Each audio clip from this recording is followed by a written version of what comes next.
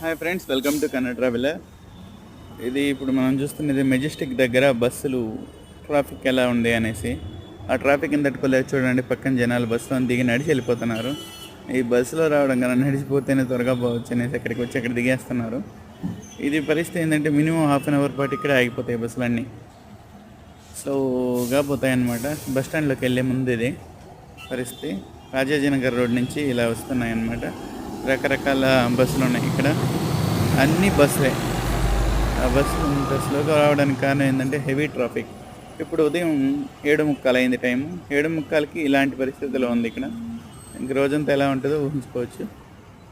ఇదన్నమాట బెంగళూరులో ట్రాఫిక్ ఎలా ఉంటుంది అనే దానికి ఒక చిన్న ఉదాహరణగా చెప్పుకోవచ్చు. చూడండి ఫ్రెండ్స్, బస్సులు మనం చూస్తున్నాం కదా, ఇవి ఇంకో గంట అయినా సరే ఒక్కొక్క ఇంచు, ఒక 10 అడుగులు పోతాయి ఆగిపోతాయి, ఒక 5 అడుగులు పోతాయి ఆగిపోతాయి. ఈ విధంగా కిలోమీటర్ పోవాలంటే ఎంతసేపు అవుతుంది మీరు ఆలోచించండి.